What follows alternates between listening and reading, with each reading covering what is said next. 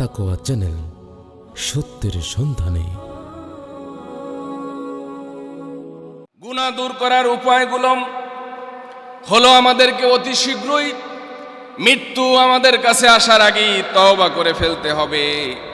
তওবা কবুল হলে মানুষের জীবনে মরে গেলেও সে লাভবান। আবার তওবার কারণে তার মনের থেকে যত দুঃখ, কষ্ট, বালা মুসিবত সব কিছু আল্লাহ রব্বুল আলামিন দূর করে দিবেন।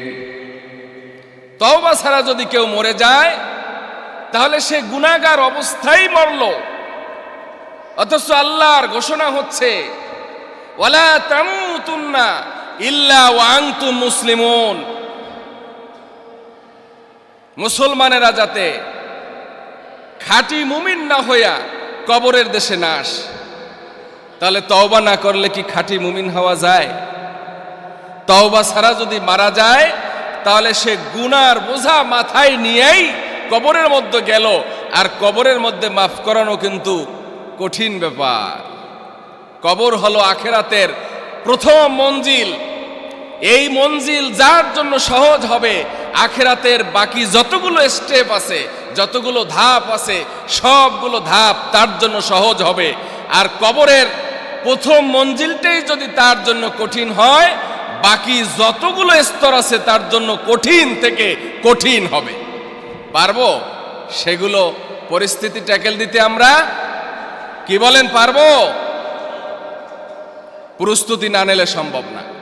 প্রস্তুতি নিয়ে যেতে হবে ইনশাল্লাহ। বলি, গুনাহ দূর না করা গেলে, বালা মুসিবত দূর করার চেষ্টা করে কোনো ফায়দা নাই, কোনো লাভ হবে না।